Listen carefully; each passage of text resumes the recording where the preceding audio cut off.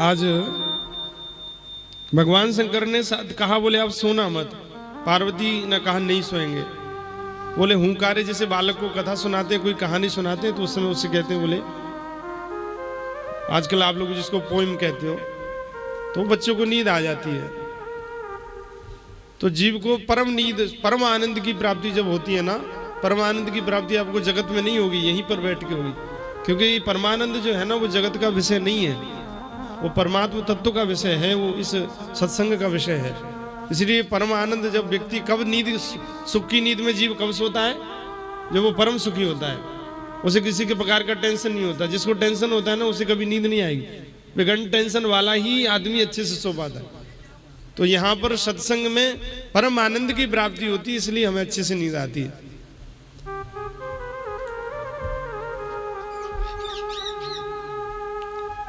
और आज खूब आनंद के साथ पार्वती ने चौथे दिन की कथाएं सुनी और उनको नींद आ गई। 3 दिन की समाधि लग गई। अंतिम दिवस भगवान शंकर ने भागवत भगवान की जय बोली। बोलिए भागवत भगवान की जैसे ही जय बोली, उसी समय मां पार्वती की नींद खुली, कथा पूरी हो गई। बाबा ने कहा कथा तो पूरी हो गई, आपने कहां तक सुनी? बोले लाला को जन्म है, वाके बाद कहा भयो? बोले हमें तो, बोले वाके बाद पूतना मरी। बोले पूतना की कथा? बोले पूतना कौन हती, हमें तो पता ही ना है। बोले देवी आपने पूतना की कथा ना सुनी? सटकासुर, बकासुर, धैनकासुर, रासलीला, भगवान ने कंस को मारे, ये सब कथाएं। बोले ये तो सब पता नहीं कब निकल गई, पता ही नहीं चला। और सच में महाराज 12 से 4 कब बज जाते हैं हमें भी पता नहीं चलता। जब यहाँ बैठते हैं तो 12 से 4, 6 कब बज जाते हैं आपको भी पता नहीं चलता, हमें भी पता नहीं चलता। समय जहाँ पर सत्संग में बाधा बने वो सत्संग नहीं है, वो तो समय की सीमा है।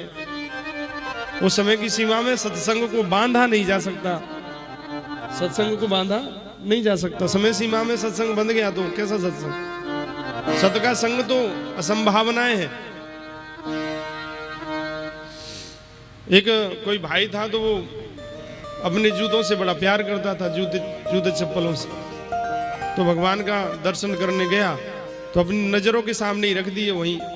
हमें भी कभी कभी शायद याद आता हो तो अपनी आंखों के सामने रख दिए, भगवान की तरफ देख रहा है। तो भगवान से कहा तुमेव माता, और उधर देख के कहा च पिता तुमेव, जूतों की तरफ देख के, कोई ले नहीं जाए। भगवान की तरफ देख के कहा तुमेव बंधु च सखा तुमेव।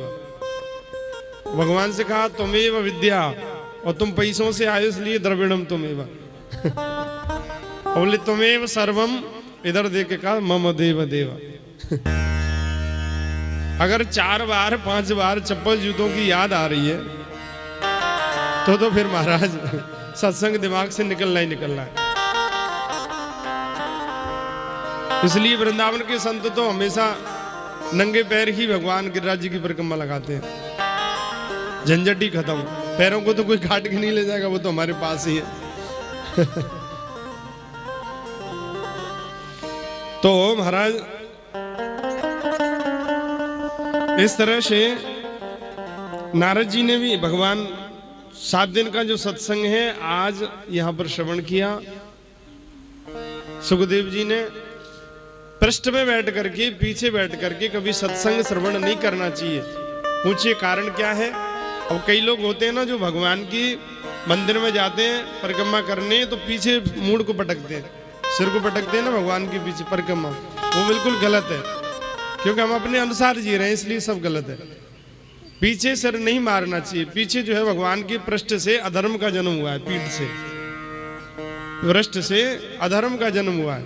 हम जो है अधर्म में अपने सिर को मार रहे हैं। इसलिए भगवान को सामने से प्रणाम करें। हमेशा जब भी प्रणाम करें, हमेशा सामने से प्रणाम करें, पीछे से प्रणाम न किया जाए। ब्रह्मा जी के पृष्ठ भाग से सृष्टि की अभी उत्पत्ति होगी तब श्रवण करेंगे आप। पृष्ठ भाग से अधर्म का जन्म हुआ है। 2-3 बार मैं बात को दोहरा देता हूं जिसमें आपके दिमाग में बनी रहे। ऐसा नहीं है कि सत्संग की कमी है, कथाएं तो अनंत हैं, हरि अनंत हरि कथा अनंता, लेकिन जो प्रमुख काम की जो बातें वो आपके जीवन में आनी चाहिए। और आज यहाँ पर 7 दिन की कथा सुनकर के व्यास जी की पत्नी विटवा जो मुंह अब वो बासी आई, उसी समय उनके मुंह में प्रवेश के माध्यम से प्रवेश कर गए सुखदेव जी। शंकर भगवान अपने त्रिशूल को लेकर आए, बोले इन्होंने अपराध किया है। बोले अपराध क्या किया है? बोले हमारे घर में चोरी की है इन्होंने। व्यास जी को हंसी आई बद्रिकाश्रम। बोले आपके घर में चोरी की है? आपकी पत्नी के घर में जो बालक गया है, जो सुख गया है, उसने हमारे घर में चोरी की है। व्यास जी ने कहा जब तुम्हारे कोई घर ही नहीं है तो चोरी किसने की? क्योंकि भोले बाबा तो कैलाश पर्वत पर विराजमान रहे, उनके पास घर ही नहीं है। अच्छा, एक समय की बात है, घर की जब बात आई तो वो बात याद आ रही है। एक समय माँ लक्ष्मी ने बढ़िया एक महल बनवाया और महल बनवा करके उसका गृह प्रवेश करवाया। सहेलियों के रूप में सरस्वती को बुलाया, माँ पार्वती को बुलाया। ध्यान से सुनिए। और जो है आकर के माँ पार्वती दिखाया, ड्राइंग रूम दिखाया, किचन दिखाया, बड़े बड़े हीरे मोती, बड़ी अच्छी अच्छी टाइल्स लगी थी, बड़ा सुंदर महल बनवाया। विश्वकर्मा ने महल का निर्माण किया। बात बात में चर्चा चली, पार्वती तुम गृह प्रवेश कब करा रही हो? अब पार्वती जी क्या बोले, भोले बाबा से कह कह के परेशान हो गई कि बढ़िया सा मकान बनवा लो। लेकिन भोले बाबा मकान बनवाने के लिए तैयार नहीं है। वो कहते हैं, बोले पार्वती जैसा कैलाश पर्वत है वो बहुत अच्छा है, इसी में रहेंगे और जीवन यापन करेंगे। पता नहीं मरते समय किसी टाइल्स में हमारा मन रह गया, ट्यूबलाइट में हमारा मन रह गया तो हमारी मुक्ति नहीं होगी। इसलिए जैसा है परमात्मा ने दिया है, जो प्रकृति में जो दिया है वो सब अच्छा है। पार्वती ने कहा सरस्वती और लक्ष्मी से, बोले देखो हमारे घर में नींव तो खुद गई है, अपनी बात को रखना था। बोले बस फ्लैट बनना बाकी रह गया है, आपकी भाषा में समझा रहा हूँ। बस मकान की शुरुआत कर रहे हैं, धीरे धीरे बनवा रहे हैं, सामान इकट्ठा हो रहा है। बोले कब करा रही हो गृह प्रवेश? बोले बस अच्छा सा महीना आ जाए, पंडित जी से पूछ लिया है, और बढ़िया सा महीना देख करके गृह प्रवेश होगा। मैं आपको इनविटेशन कार्ड दूंगी और आप पधारना, सब पधारना। और यहाँ पे आकर के मैया ने इतनी जिद की बाबा से, और महल माता बहनों की हट नहीं मानी। बोले आपको बनवाना ही पड़ेगा, मकान बनवाना ही पड़ेगा। तो राम भगवान ने कहा जैसी राम जी की इच्छा। विश्वकर्मा जी को आदेश दिया, बोले आप महल का निर्माण करें। महल बन गया, सोने का महल बनाया, ईंटों का नहीं बनाया, पत्थरों का नहीं बनाया। काय का बनाया? सोने का महल बनाया। काय का बनाया? सोने का, जिसका 40,000 तोला है, जिसको सबसे ज्यादा प्रेम करती हो आप लोग। महाराज हमें क्यों संबोधित करते हो? क्योंकि संख्या आपकी अधिक है और आप आगे बैठे हो, इसलिए आपको ही संबोधित कर रहे हैं। भैया भी बैठे हैं, सब बड़े बुजुर्ग भी हैं, वो थोड़ा पीछे हैं। संबोधित करने के लिए कोई ना कोई आगे तो चाहिए। तो सोने का महल बनवाया। गृह प्रवेश के लिए किसको बुलाया जाए? तो गृह प्रवेश के लिए उस समय सबसे बड़े पंडित थे, जो बाबा के चेले भी थे, वो थे रावण। बाबा का चेला भी था, बहुत सेवा करता था, बड़ा प्रकांड विद्वान था उस समय का। और उन्होंने आकर के गृह प्रवेश कराया बड़ी अच्छी तरह से, कर्मकांड के साथ। बढ़िया वास्तु की पूजा हुई, घर में जाप चला, 5 दिन की पूजा रखी। अब हवन हो गया, सब कुछ हो गया, लिफाफे की बात आई, यजमान लिफाफा दे। तो बाबा ने कहा कि भैया पहले तो पूछा जाता था पंडितों से क्या चाहिए। तो महाराज बोले रावण बताओ आप दक्षिणा में क्या लेंगे? बोले बाबा हम तो घर के आदमी हैं, क्या देंगे आप, सब आपका आशीर्वाद बना रहे बस। बोले नहीं देखो आपने पूजा कराई है, घर के संबंध अलग बात है, हमें फल तभी मिलेगा जब आपको दक्षिणा दे। बोले बाबा तुम रहने दो। बोले देख रावण एक बार कह दिया दक्षिणा मांग ले, क्या चाहिए? अब रावण की हो गई नीयत खराब, रावण की हो गई नीयत खराब। बाबा सच में आप देना चाहते हो? बोले देना चाहते हैं इसलिए तो पूछ रहे हैं, मांगो तो क्या चाहिए आप? बोले बाबा मैं मकान बनवा नहीं पाया हूं और तुम दूसरा बनवा लो, ये मकान ही मुझे दे दो। बोलो राधे। और वो मकान था लंका। वो मकान क्या था? लंका, जिसमें रावण ने निवास किया। बोले बाबा यही मकान दे दो। पार्वती जी की तरफ देखा, बोले अब क्या देना है? बोले अब तुम्हारी बात हमारी बात, जो तुमने कह दिया वो हमने कह दिया। बोले हमने पहले ही कहा था तुम्हारी कुंडली में चौथे भाव का ग्रह अच्छा नहीं बैठा है, इसलिए तुम मकान में नहीं रह पा रही हो। जब अच्छे ग्रह की दशा आएगी तब मकान बनवा के रहेंगे। अब क्या करें, दे कि नहीं दे? बोले तुम्हारा चेला भी है, फिर नाक भी कटेगी नहीं दोगे तो, एक बार वचन भी दे दिया है तब दे ही दो जो कुछ है। बोले रावण ले चाबी पकड़, भैया तेरी लंका रही। तेरी लंका सौंप के भगवान जो है फिर से अपने पार्वती बाबा को हंसी भी आई, लेकिन हंस नहीं पा रहे। खूब हंसे बाबा, पार्वती जी भी हंस पड़ी। भला हो जो इन्विटेशन कार्ड नहीं बटे उस समय तक पीछे के लिए रख रखे थे, नहीं तो बेइज्जती और हो जाती। बोलो राधे राधे। इसलिए इस तरह से आनंद की प्राप्ति सत्संग में होती है। रावण ने राज्य किया, लंका में रह करके सीता मां का हरण करके लाया।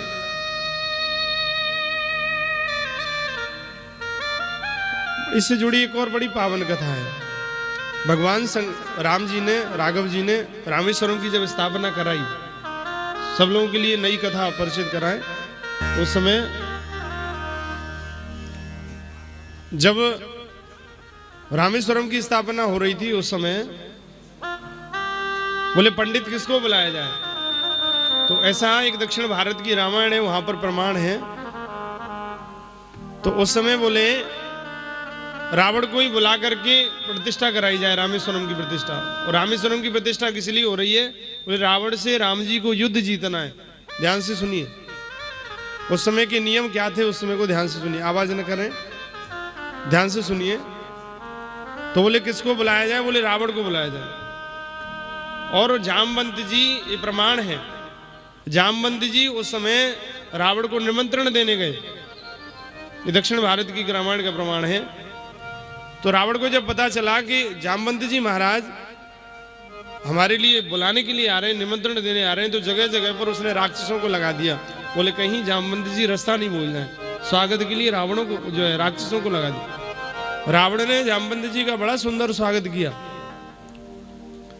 स्वागत करके बैठाया, आसन दिया, पूजा की। बोले आप किस लिए पधारे?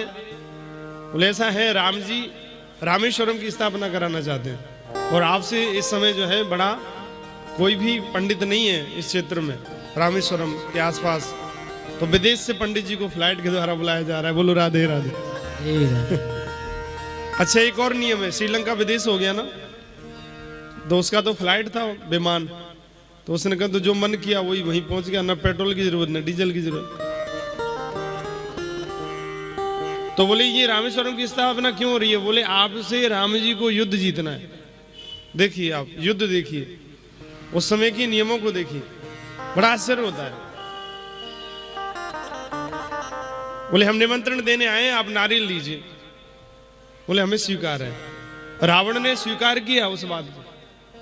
बोले हम रामेश्वरम की स्थापना कराएंगे, और निमंत्रण स्वीकार कर लिया। अच्छा, अगर यजमान बाहर है तो फिर कर्मकांडी जो पंडित होते हैं उनकी व्यवस्थाएं होती हैं कि वो सारे सामग्री की व्यवस्था करें। पूजा पाठ का जो सामान है वो पंडित का कर्तव्य बनता है कि वहां व्यवस्था करें। तो रावण ने प्राण प्रतिष्ठा संबंधी जो भी सामग्री थी वो सब इकट्ठी की।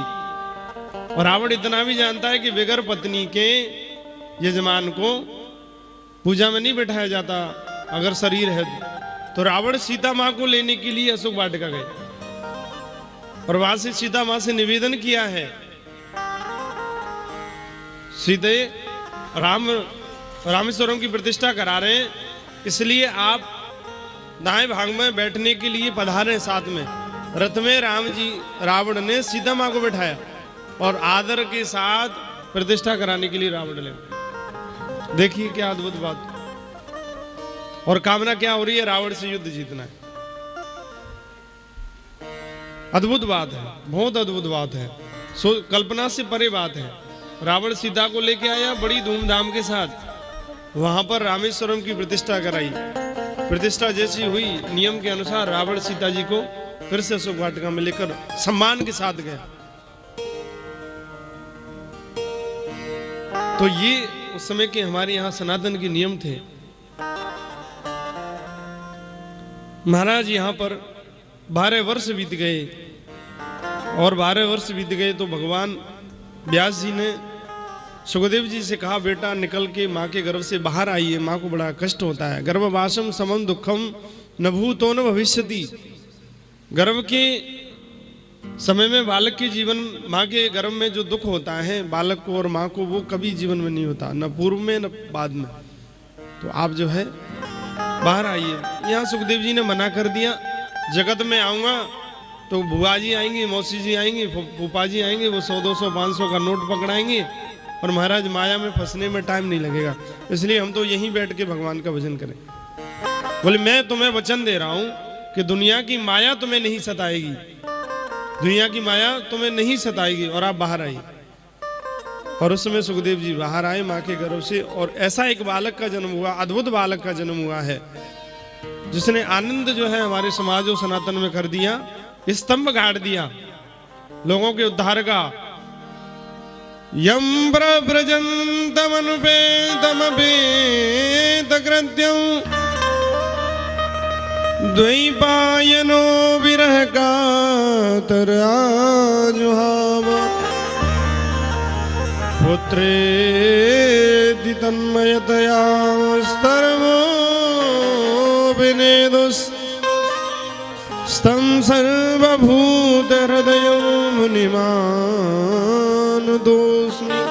बोली श्री सुखदेव जी महाराज की जय हो। यम प्रव्रजंत, जन्म लेते ही प्रव्रजंत हो गए। प्र उपसर्ग लगा के, गम धातु में प्र उपसर्ग लगा के, गंतम गच्छन्तम, जन्म लेते ही बालक चलता नहीं है, लेकिन ऐसे अद्भुत बालक हैं जो जन्म लेकर ही चल दिए। जो नाल होती है उसी का उन्होंने यज्ञोपवीत बनाया, और उसी समय महाराज वो जन्म लेते यम प्रव्रजंत हो गए, चल दिए। अनुपेत अमपेत कृत्यम, अनुपेत कर्म किए, जो कर्म न तो संसार में हुआ न जो होगा। जन्म लेते ही कौन सा बालक चलता है? 5 वर्ष का बालक चलता है, बड़ा होता है तब धीरे धीरे वो चलना माँ बाप सिखाते। द्वैपायनो, द्वैपायन कहा वेद व्यास जी के लिए, द्वैपायनो बिरह का दराज। अब बिरह में द्वैपायन महाराज पीछे पीछे रोने लगे, चिल्लाने लगे। बेटा पुत्रेति पुत्रेति तन्मयतया, उनका तन मय जो है ऐसा तन हो गया कि वो बेटे जैसा ही हो गया उनका तन। मेरा बेटा मेरा बेटा मेरा बेटा, क्योंकि भागवत जी बना के रख लिए ना, भागवत जी का निर्माण हो चुका है।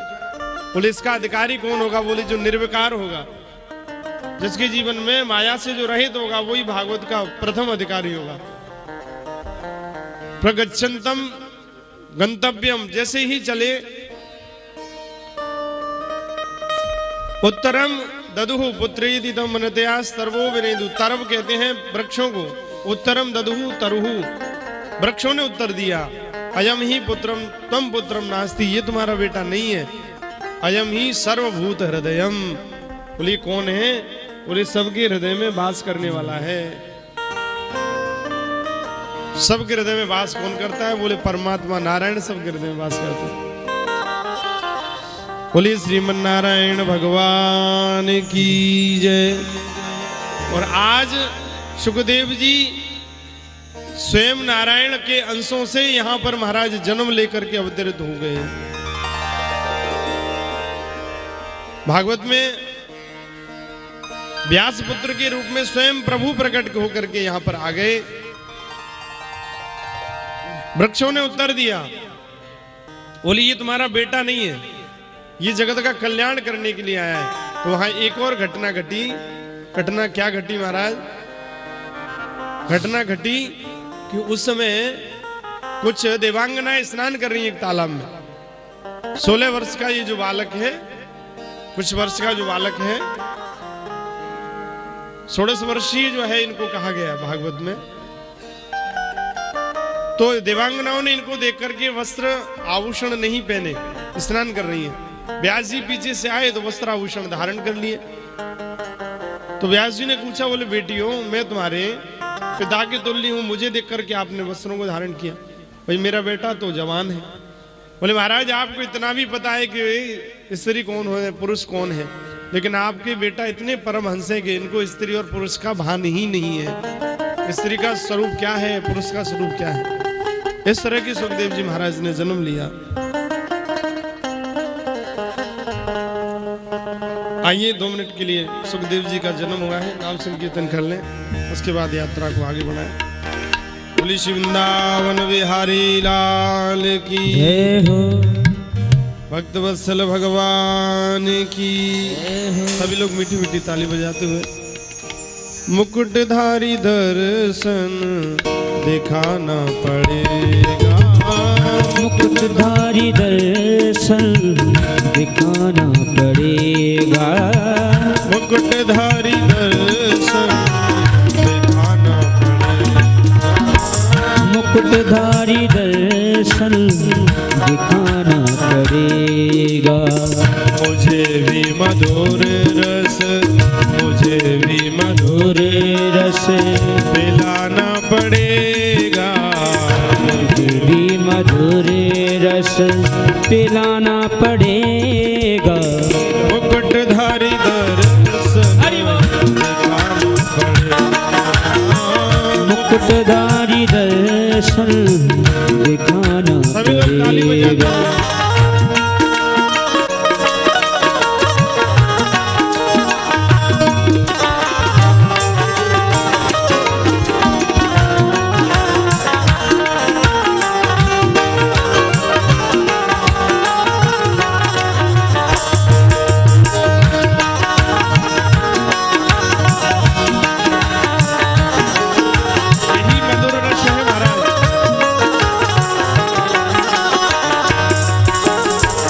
सुनाई थी वंशी जो यमुना के तट पर, सुनाई थी वंशी वो यमुना के तट पर, सुनाई थी वंशी जो यमुना के तट पर, सुनाई थी वंशी वो यमुना के तट पर।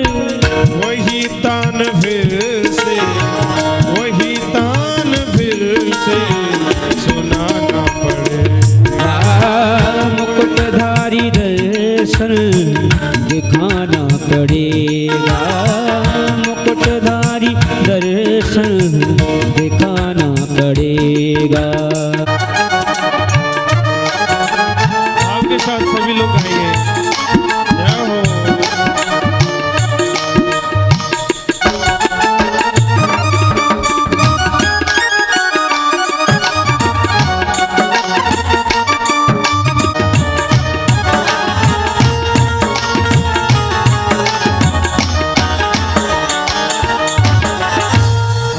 पहन करके साड़ी वो श्रृंगार करके, पहन करके साड़ी वो श्रृंगार करके, पहन करके साड़ी वो श्रृंगार करके, पहन करके साड़ी वो श्रृंगार करके,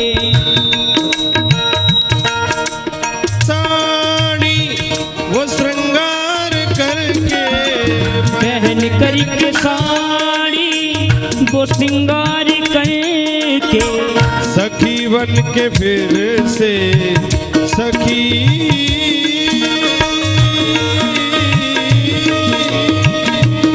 सखी, सखी बन के फिर से आना पड़ेगा।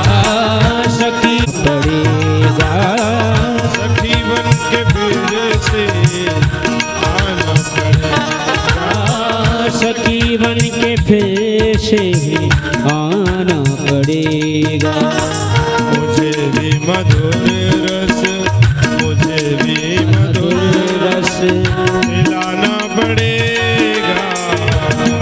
मुकुटधारी, मुकुटधारी दर्शन दिखाना पड़ेगा। मुकुटधारी दर्शन दिखाना पड़ेगा। मुकुटधारी दर्शन दिखाना पड़ेगा।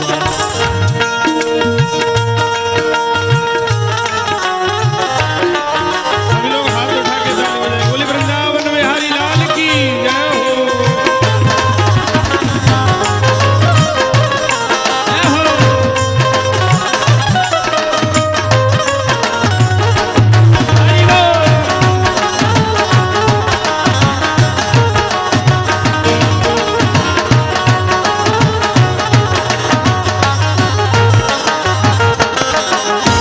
हमारे अंधेरे हृदय गृह में आकर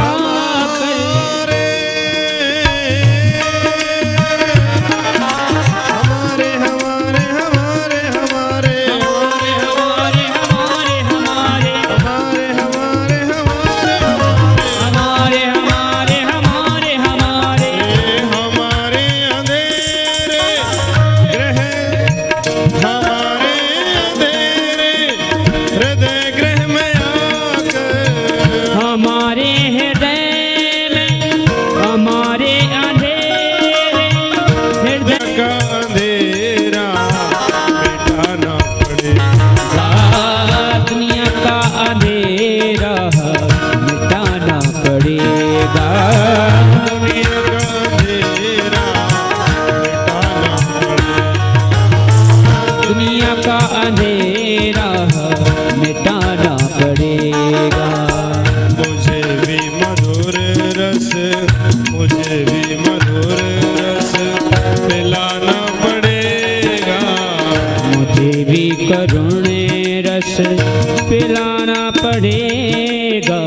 मुकुटधारी दर्शन दिखाना पड़ेगा। मुकुटधारी दर्शन दिखाना पड़ेगा। मुकुटधारी दर्शन मुकुटधारी दर्शन दिखाना पड़ेगा। मुकुटधारी दर्शन मुकुटधारी दर्शन दिखाना पड़ेगा। मुकुटधारी दर्शन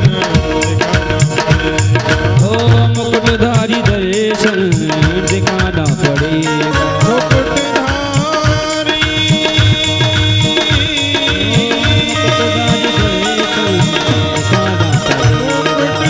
मुकुटधारी दर्शन मुकुटधारी दर्शन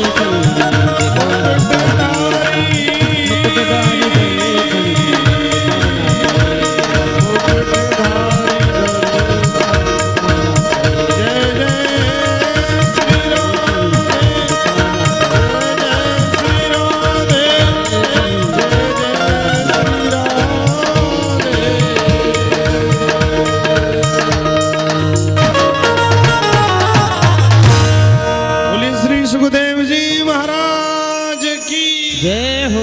द्वारकाधीश जी महाराज की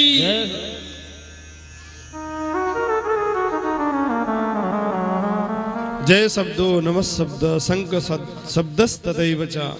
इस प्रकार से महाराज हमारे हृदय में जो भजन होता है ठाकुर जी का, तो एक नई स्फूर्ति का आविर्भाव होता है।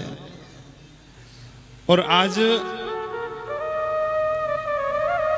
भागवत जी का प्रारंभ महाभारत से होता है। बोलो राधे राधे। राधे राधे। भागवत जी का प्रारंभ महाभारत से हो रहा है। जीवन का जो महाभारत हमारे जीवन में जो चल रहा है, दुनिया का जो महाभारत है, उसको जब तक हम समाप्त नहीं कर लेते तब तक भागवत के अधिकारी नहीं बन सकते। बोलो राधे राधे। राधे राधे। यही यहाँ पर व्यास जी महाराज बताना चाहते हैं, यही पर व्यास जी बताना चाह रहे हैं। बात चल रही है महाभारत जैसे महान ग्रंथ की।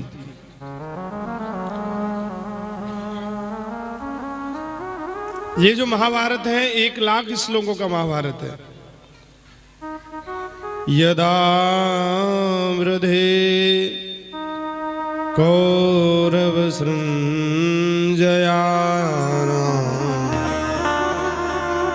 वीरे स्वधिं वीरगतिं गतिषु ब्रकोदरा विद्गदाभिमर्शा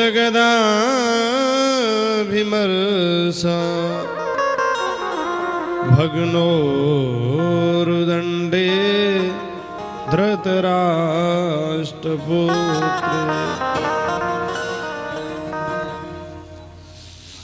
हमने कल निवेदन किया था कि भागवत का प्रारंभ कुछ संस्कारों को मिटाने के लिए और संस्कारों को बढ़ाने के लिए है।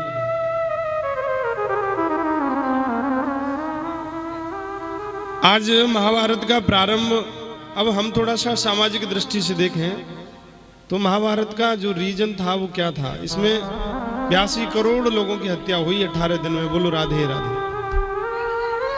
अब आप संभाल।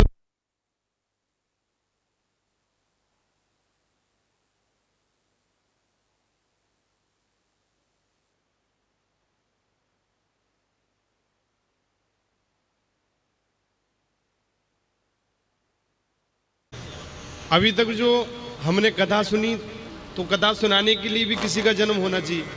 तो सुखदेव जी का जन्म हुआ, और यहाँ से जो है कल की जो कथा सुनी वो पद्म पुराण से कथाएं थी। महाभारत जो भागवत की पृष्ठभूमि थी उसको समझ लीजिए। कल की जो सत्संग हुआ हमारा, वो भूमिका जो बनी वो पद्म पुराण से भूमिका बन करके आई। और अभी जो कथा प्रारंभ हो रही है वो यहां से हो रही है भागवत की। पृष्ठभूमि बनी सुखदेव।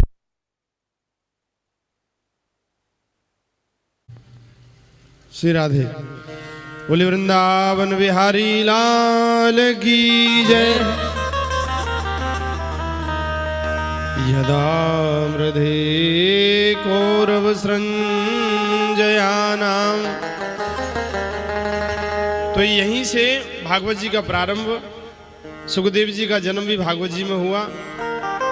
मंगलाचरण जब से हमने प्रारंभ किया, जन्माद्यस्य की जो व्याख्या सुनाई, उसी समय से भागवत जी प्रारंभ। आज का प्रारंभ जो था हमारे यहाँ वो भागवत जी से हुआ। जो आपने मंगलाचरण श्रवण किया वो सब भागवत जी के अंतर्गत आने वाली कथाएं थी।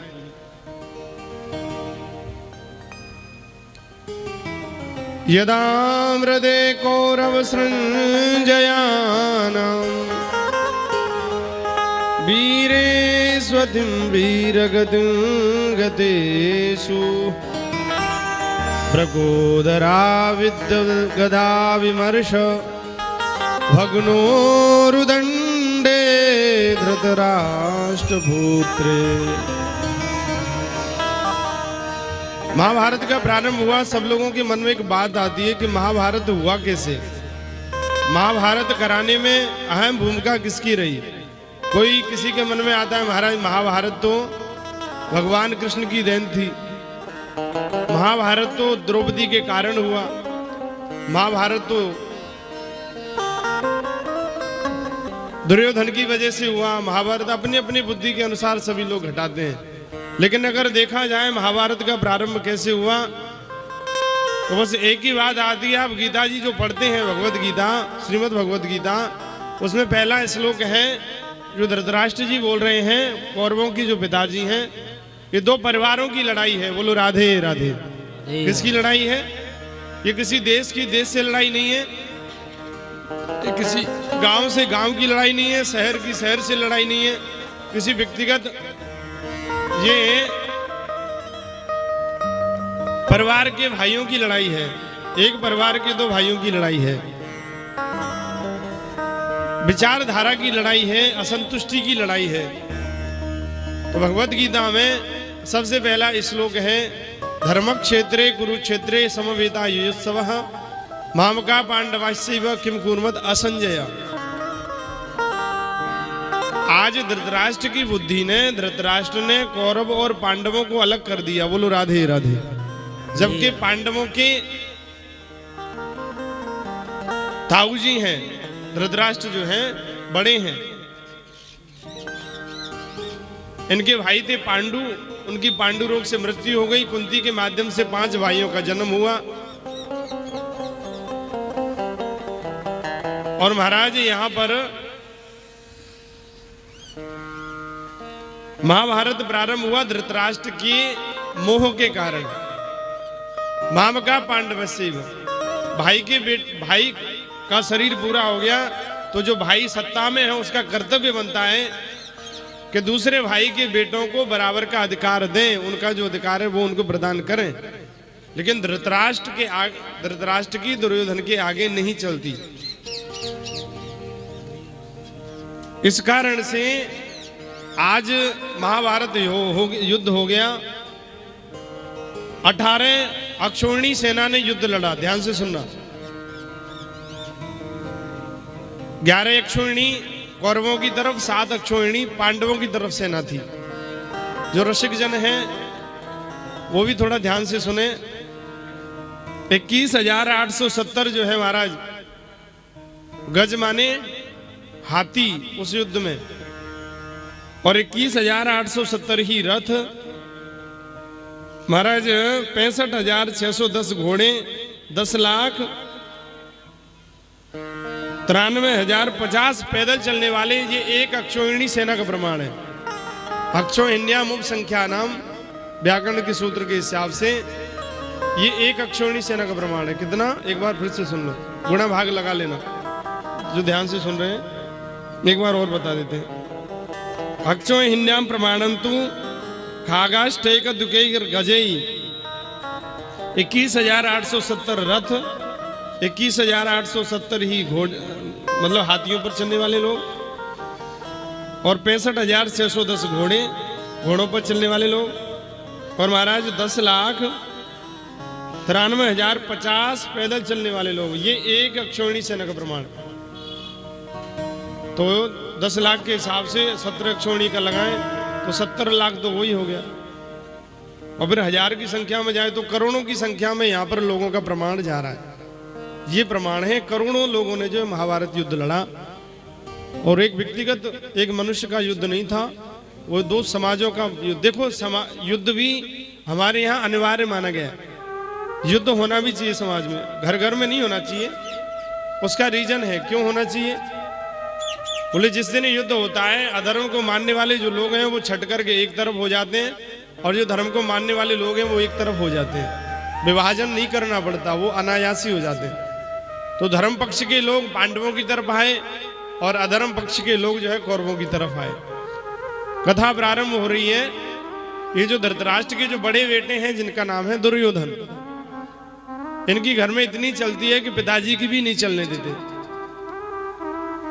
विदुर जी महाराज ने कई बार समझाया धृतराष्ट्र के जो भाई हैं कि तेरे घर में कलयुग जन्म लेकर के आया है, तेरे घर में 100 बेटे हैं, उन 100 बेटों में से एक को तू घर से बाहर अलग कर दे तो घर की व्यवस्था बन जाएगी।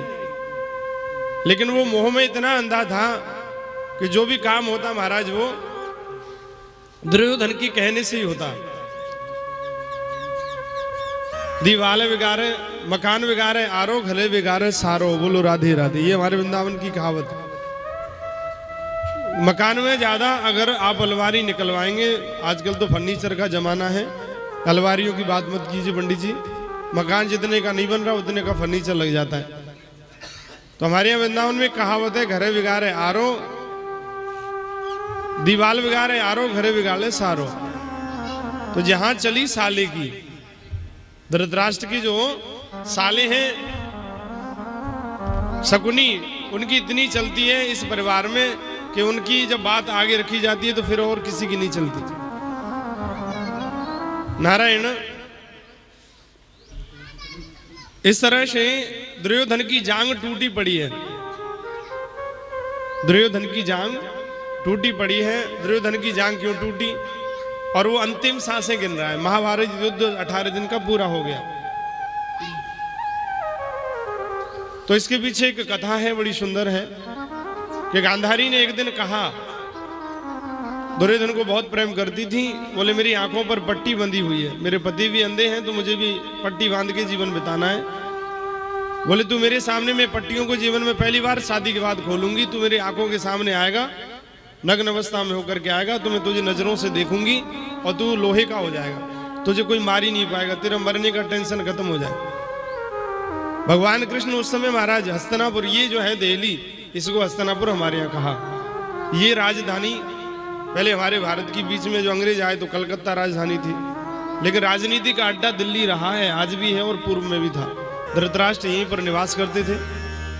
बड़े बड़े सुल्तानों ने जो राज्य किया वो भी दिल्ली में ही किया। इतिहास को जब पढ़ते हैं तो दिल्ली जो है हमारे यहाँ पर राजनीति का अड्डा रहा है, ध्रुव केंद्र रहा है हमारे भारत का।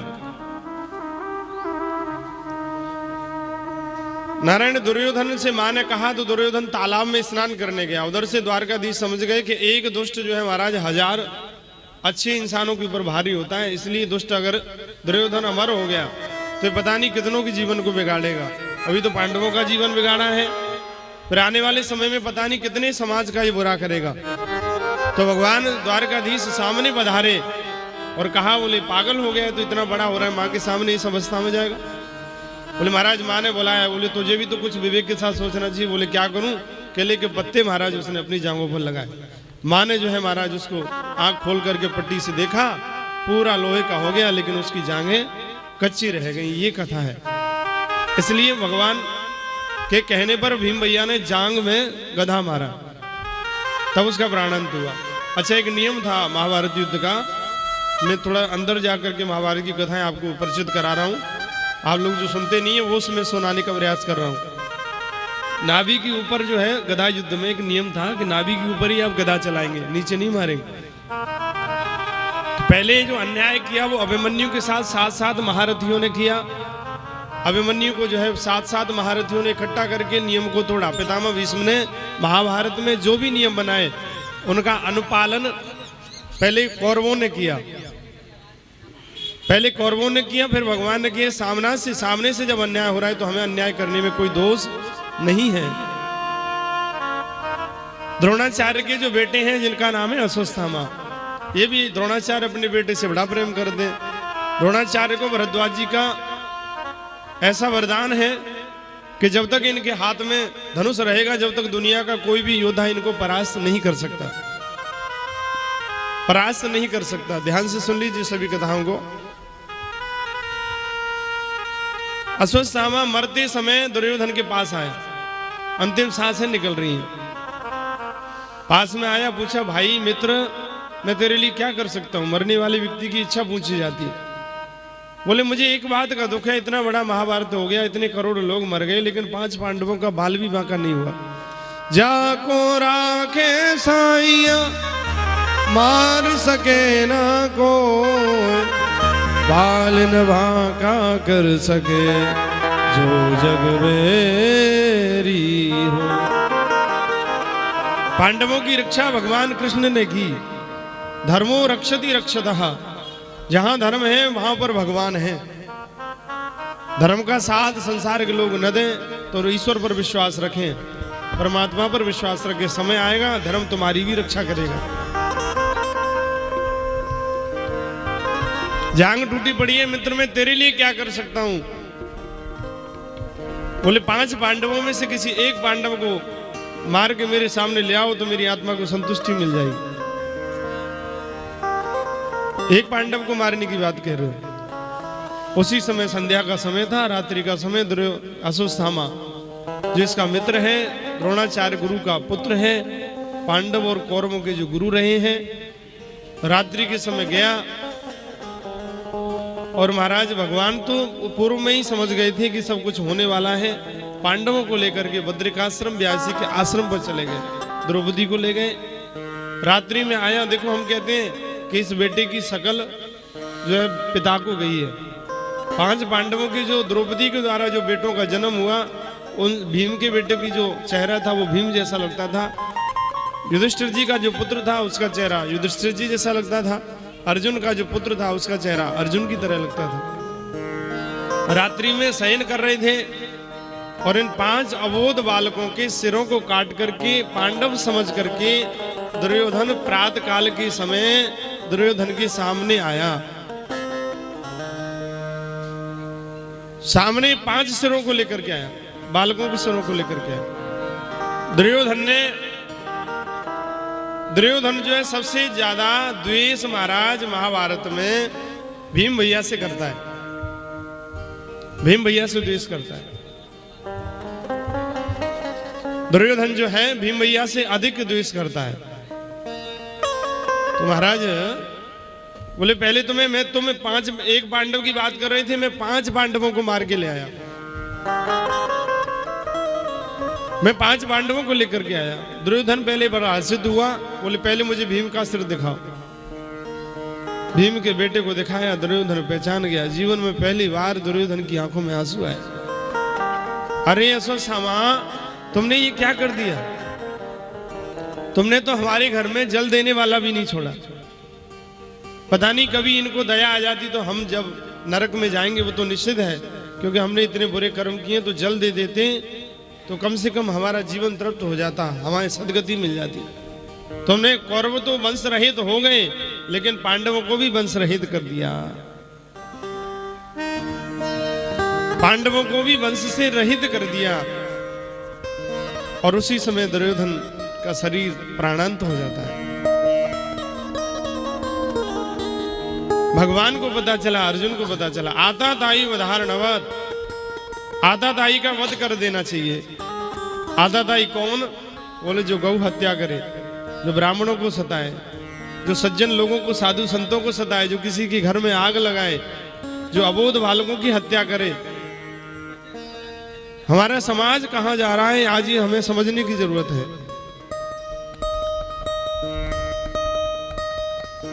जो किसी के घर में आग लगाए, 6 जो बुरे कर्म करे, महाराज वो आता ताई कहे गए।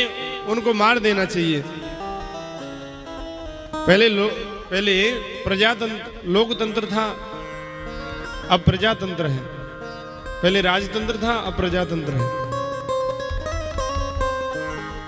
हम कहां थे, हम कहां पहुंच गए। सब कुछ बताने की आवश्यकता नहीं है, हमें बहुत कुछ समझने की जरूरत है। 4 से 400 हो जाते हैं। 4 लोगों की विचारधारा 400 लोगों की विचारधारा को परिवर्तित कर देती है। 400 लोगों की विचारधारा 4000 लोगों की विचारधारा को परिवर्तित कर देती है। और 4000 लोगों की जो विचारधारा है हमारे समाज में 4 लाख 4 करोड़ लोगों की सद्बुद्धि प्रदान कर देती है। लेकिन समाज को आवश्यकता है बदलाव की। अंधाधुंध जो हम लोग जीवन जी रहे हैं। दुर्योधन का प्राणांत हुआ।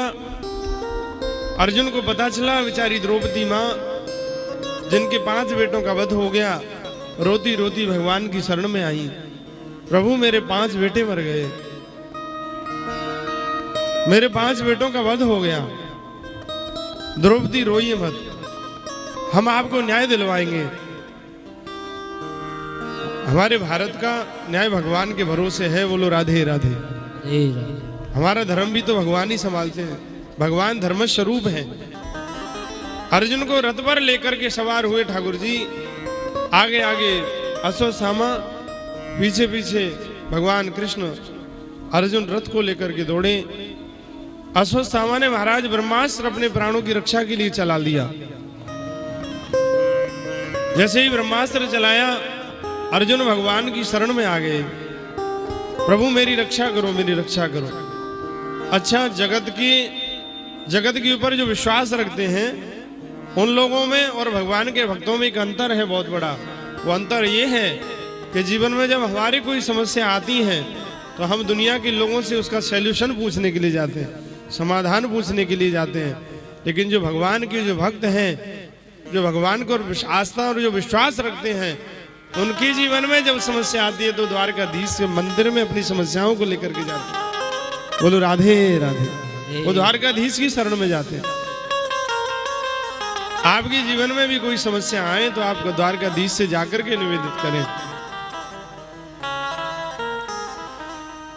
नारायण, आज यहां पर ब्रह्मास्त्र जो चलाया,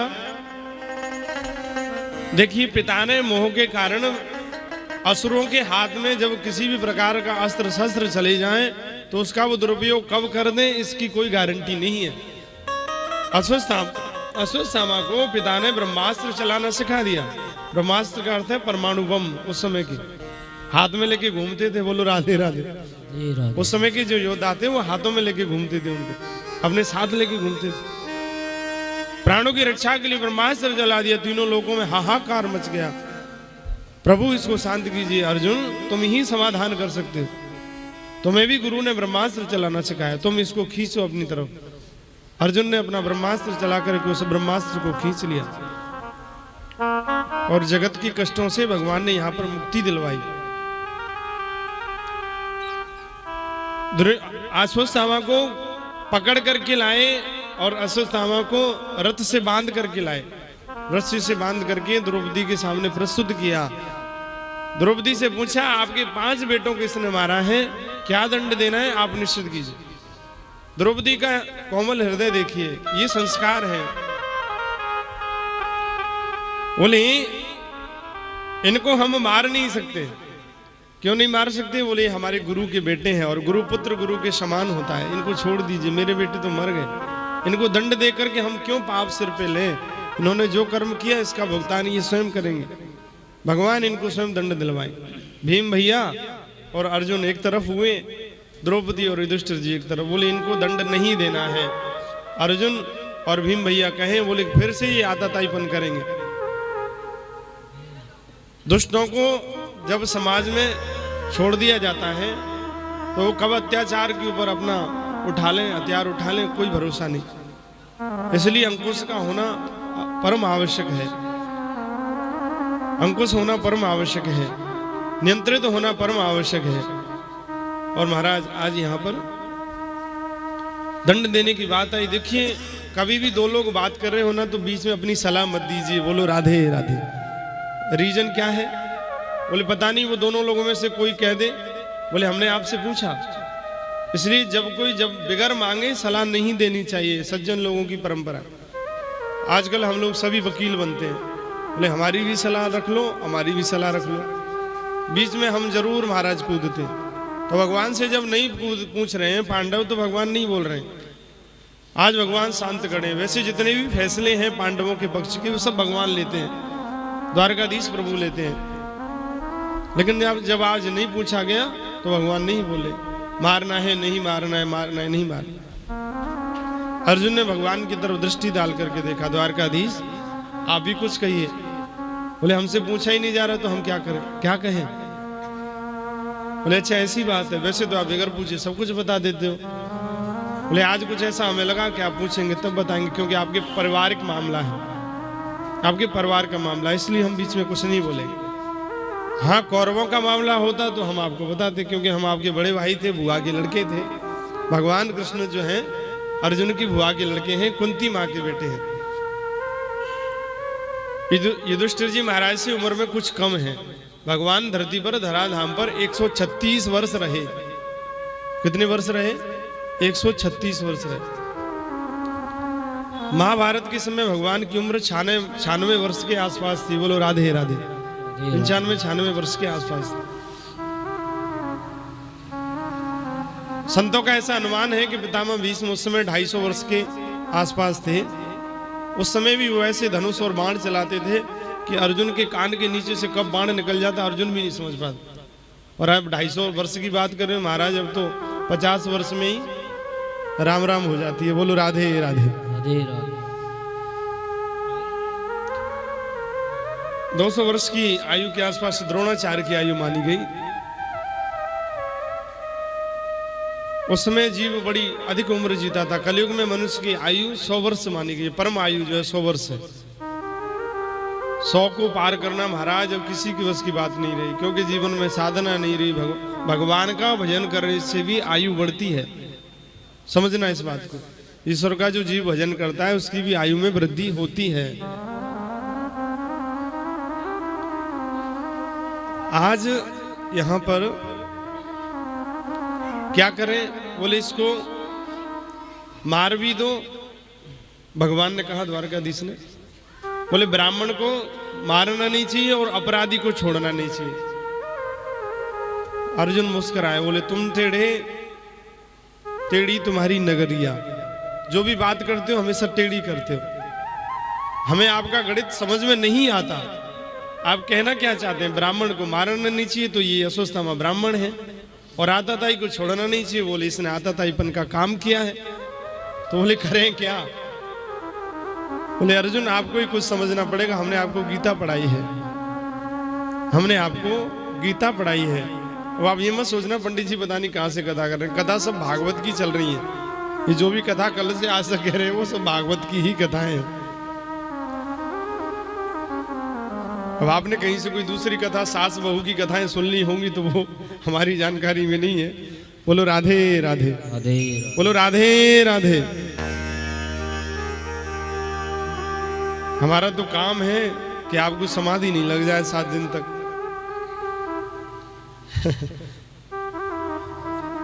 अभी आधे हैं ना हम लोग, जब तक भगवान के नहीं हो रहे हैं जब तक आधे हैं। और भगवान का जब भजन करके पूर्णाहुति होती है उस दिन हम भगवान के जब वैसे भी तो ईश्वर ममई बान से जीव लोके जीव भूत सनातन। ये जो जीव है मेरा अंश है, आज से नहीं है। कब से है? बोले सनातन से। सनातन माने पता ही नहीं है। सनातन माने असंभव, संभावनाओं से परे, वो संभावना, वो सनातन।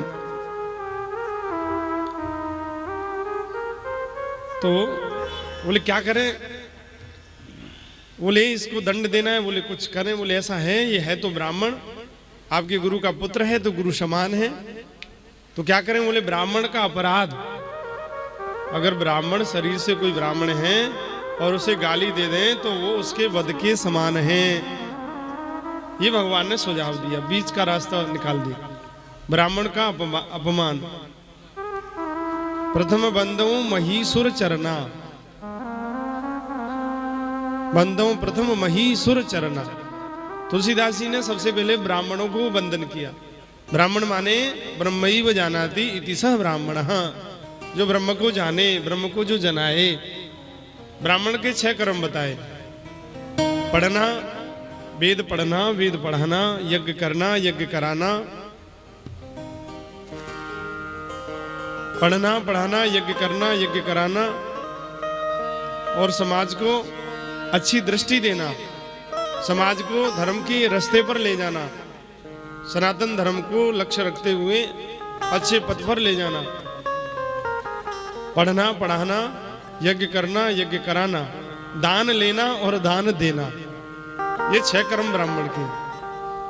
ब्राह्मण को वर्ण व्यवस्था में बड़ा बताया, तो ब्राह्मण के कर्म भी अधिक हैं। बोले 3 समय तक ब्राह्मण संध्या वंदन नहीं करता है, तो बोले उसके हाथ का जल मत पियो। बोलो राधे राधे।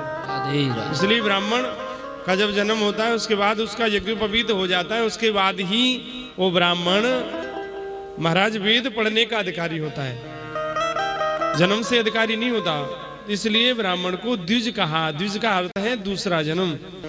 दूसरा जन्म ब्राह्मण का यज्ञोपवीत जिस दिन होगा उस दिन ब्राह्मण का दूसरा जन्म होता है। वो धर्म का पुत्र हो जाता है, फिर वो वेद धर्म का बेटा होता है। वो संसार का बेटा नहीं होता, वो धर्म का बेटा, क्योंकि उसको धर्म को आगे बढ़ाना है। बोलो राधे राधे राधे। महाराज बड़े आनंद के साथ तो क्या करें, बोले इसकी सिर में एक चोटी है, इसकी सिर में एक मणि है, अश्वत्थामा के सिर में एक मणि है, इसकी मणि को निकाल दो, धक्का देकर के इसका अपमान करके इसको घर से बाहर भगा दो, तो इसको याद रहेगा। देखो जो गाली देता है ना हमें दरवाजे पर आके, वो हमें याद रहता है। हम अपने मित्रों को तो भूल जाते हैं लेकिन दुश्मन को नहीं भूलते। बोले इनको दंड देना आवश्यक है, इसलिए मणि को निकाल करके इनको घर से यहां से भगा दीजिए। मणि को निकाल दिया। अच्छा एक और बात समझने की है, अश्वत्थामा, बलिर व्यास, हनुमान, विभीषण। अश्वत्थामा ये जो अभी जिनकी कथा सुन रहे, बलि महाराज जो सुतल लोक में निवास करते हैं, व्यास जी महाराज जो सुखदेव जी के बेटे, अश्वत्थामा, बलिर व्यास, हनुमान जी महाराज और विभीषण जी रावण के भाई विभीषण, कृपाचार्य जी महाराज जो तो द्रोणाचार्य के साले हैं कृपाचार्य, और जो अश्वत्थामा के मामा हैं, कृपी के जो बेटे हैं अश्वत्थामा, बलिर व्यास, अश्वत्थामा, बलिर व्यास, हनुमान, विभीषण, कृपा परशुरामस्य, परशुराम जी भगवान,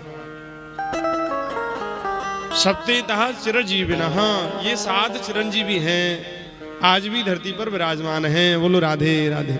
इस सशरीर के साथ विराजमान है। मार्कंडेयो तथाष्टमा, मार्कंडे जी भी विराजमान है धरती पर अष्टम के रूप में, जो है 8वें। फिर से सुन लीजिए, अश्वत्थामा, बलि, व्यास 3, अश्वत्थामा, बलिर व्यास, हनुमान, विभीषण, कृपाचार्य और परशुराम जी 7, और मार्कंडेय तथाष्टमा। इन 8 का नाम प्रातःकाल उठ करके जो लेते हैं उनकी आयु में वृद्धि होती है, ऐसा माना, ऐसा माना है हमारे यहाँ। इनको धक्का दे करके घर से बाहर निकाल दिया। क्रोध के मारे आग बबूला हो गए। बोले इनके घर में मैं पानी देने वाला नहीं छोड़ूंगा, जल देने वाला तक नहीं छोड़ूंगा, जल देने वाला नहीं छोड़ूंगा। तो कौन बचा? बोले अभिमन्यु की पत्नी है उत्तरामा, उनके घर में एक शिशु है, बालक है। वो बालक जन्म नहीं हुआ है, मां के गर्भ में है। ये वही अभिमन्यु हैं जिन्होंने 7 महारथियों के साथ युद्ध लड़ा और महाभारत में सबसे छोटी उम्र के योद्धा थे। देखिए गर्भ का कितना बड़ा महत्व है। अभिमन्यु जी महाराज जब मां के गर्भ में थे तो अर्जुन ने उस समय चक्रव्यूह की जो रचना थी उसको वैसे तो बता नहीं रही थी, लेकिन मां की ज्यादा कहने पर अर्जुन ने बताया। तो मां को सुनते सुनते नींद आ गई और मां सो गई तो बालक सो गया। तो अभिमन्यु जी महाराज उस चक्रव्यूह में प्रवेश तो कर गए लेकिन वापस नहीं आ पाए, वापस निकल नहीं पा रहे थे। उसका मेन रीजन यही था कि वो जाने की विधि तो मां के गर्भ में सीख ली उन्होंने, लेकिन वापस आने की विधि नहीं सीख पाए। तो जो भी कोई संस्कार बालक के आते हैं वो माँ के गर्भ से ही होकर के आते हैं। बोलो राधे राधे। इसलिए हमारे यहाँ कहा है कि जो बालक जिन माता बहनों के होता है उस समय से ही बालकों को हमें संस्कार देना प्रारंभ करना चाहिए। भगवत गीता पढ़ें, भागवत पढ़ें, अच्छे सदग्रंथों का अध्ययन करें, क्रोध न करें। जैसा हम खाएंगे, जैसा हमारा मन बनेगा, वही मन बालक का बनता है। ये मनोवैज्ञानिक विश्लेषण है, मनोवैज्ञानिक विश्लेषण है।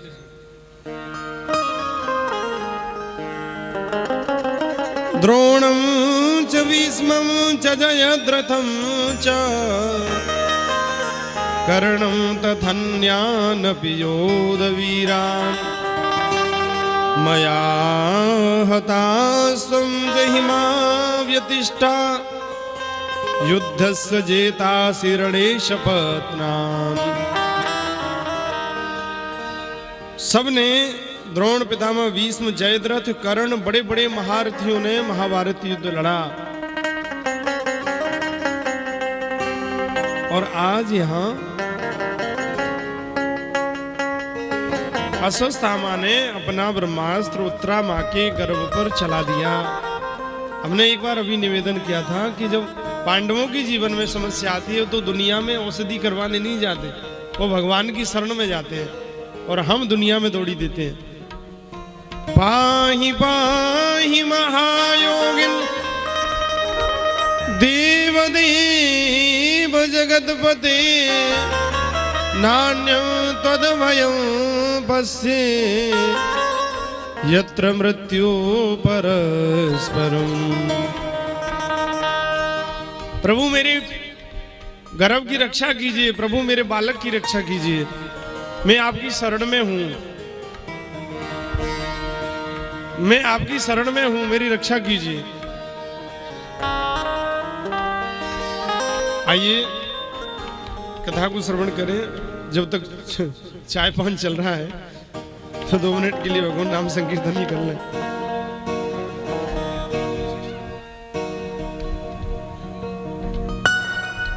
बोलो वृंदावन बिहारी लाल की।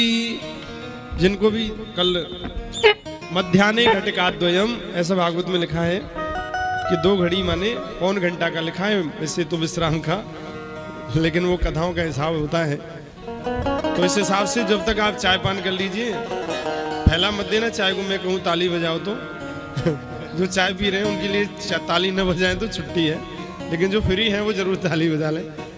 बोले वृंदावन बिहारी लाल की, भक्तवत्सल भगवान की जय हो, आज के आनंद की जय हो। तू है मोहन मेरा, मैं दीवाना तेरा,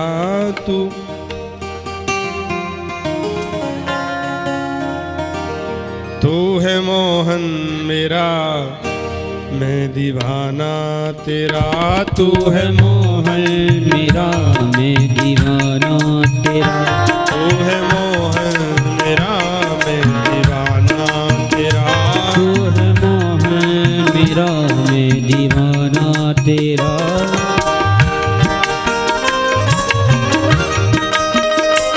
मेरी बिगड़ी बनाना तेरा काम है, मेरी बिगड़ी बनाना तेरा काम है। ये मेरी बिगड़ी बनाना तेरा काम है, मेरी बिगड़ी बनाना तेरा काम है। तू है मोहन हरि बोल। मैं दीवाना तेरा, तू है मोहन मेरा, मैं दीवाना तेरा। मेरी बिगड़ी बनाना तेरा काम है, मेरी बिगड़ी बनाना तेरा काम है।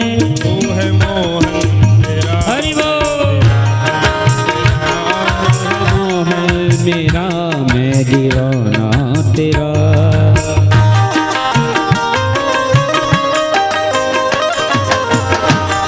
सब लोग आनंद लेते हुए ताली बजाओ। हरि बोल।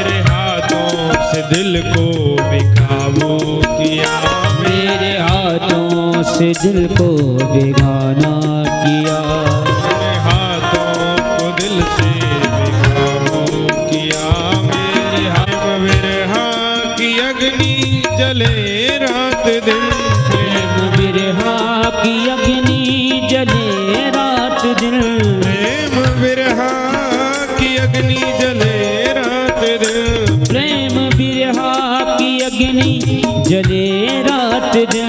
इस जली को बुझाना हरि बोल।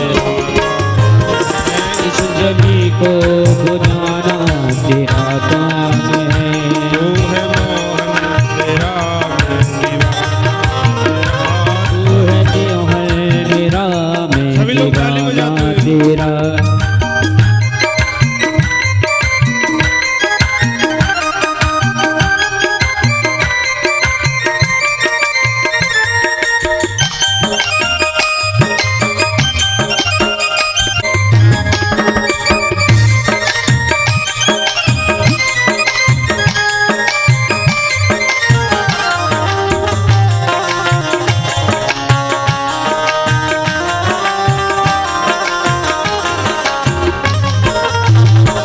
तू है मालिक मेरा मैं पुजारी तेरा, तू है मालिक मेरा मैं पुजारी तेरा, तू है दाता मेरा मैं भिखारी तेरा, तू है दाता मेरा मैं भिखारी तेरा,